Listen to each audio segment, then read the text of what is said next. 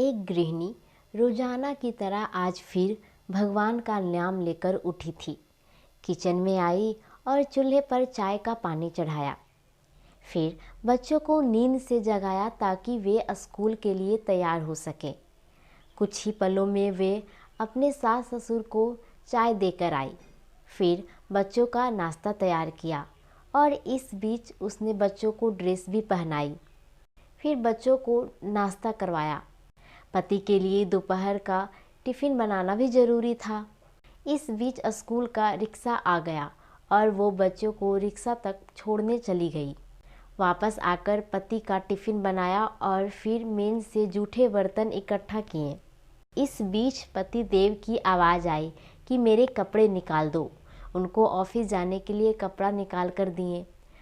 अभी पति के लिए उनकी मनपसंद का नाश्ता तैयार करके टेबल पर लगाया ही था कि छोटी ननद आई और यह कह गई कि भाभी आज मुझे भी कॉलेज थोड़ा जल्दी जाना है, मेरा नाश्ता भी लगा देना। तभी देवर की भी आवाज़ आई, भाभी नाश्ता तैयार हुआ क्या? अभी लीजिए नाश्ता तैयार है। पति और देवर ने नाश्ता किया और अखबार पढ़कर अपने अपने ऑफिस के लिए निकल गए। उसने मेज से खाली बर्तन समेटे और सास ससुर के लिए परहेज का नाश्ता तैयार करने लगी। दोनों को नाश्ता करवाने के बाद फिर बर्तन इकट्ठा किए और उनको भी किचन में लाकर धोने लगी। इस बीच सफाई वाली भी आ गई। उसने बर्तन का काम सफाई वाली को सौंपकर खुद बेड की चादरें वगैरह इकट्ठा करने पहुंच गई और फिर सफाई के लिए साथ सफाई में जुट गई। अब तक 11 बज चुके थे।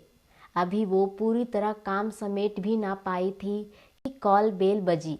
दरवाज़ा खोला तो सामने बड़ी ननद और उनके पति व बच्चे सामने खड़े थे।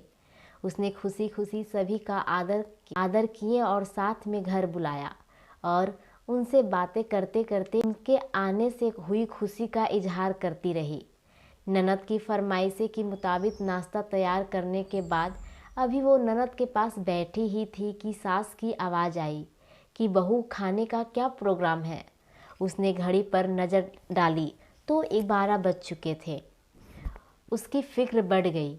वो जल्दी से फ्रिज की तरफ लपकी और सब्जी निकाली और फिर दोपहर के खाने की तैयारी में जुट गई। खाना बनाते बनाते अब दोपहर के 2 बज चुके थे। बच्चे स्कूल से आने वाले थे। लो बच्चे भी आ गए।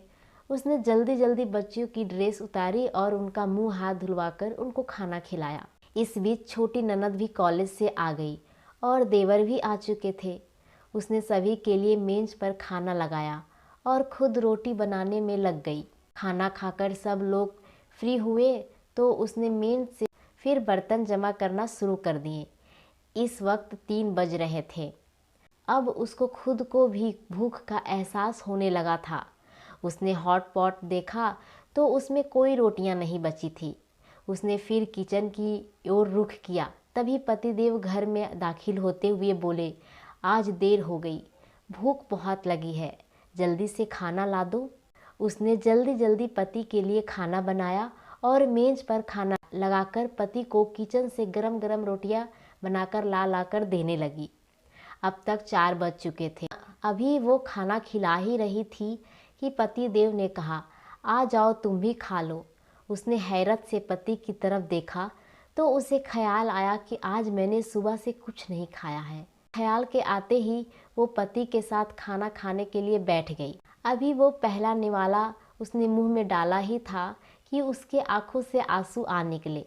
पति देव ने उसके आंसू देखे तो फौरन पूछा, तुम क्यों रो रही हो?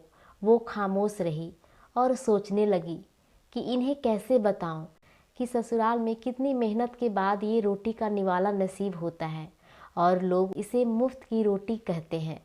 पति के बार बार पूछने पर उसने सिर्फ इतना कहा, कुछ नहीं, बस ऐसे ही आंसू आ गए।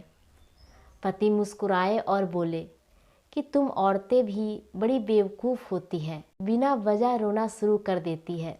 इस कहानी में कितनी सच्चाई है, नीचे कमेंट करके हमें ज़रूर बताएं। अगर आपको ये कहानी पसंद आई तो मेरे चैनल को सब्सक्राइब, लाइक, शेयर करना ना भूलें। कहानी सुनने के लिए आपका बहुत बहुत धन्यवाद।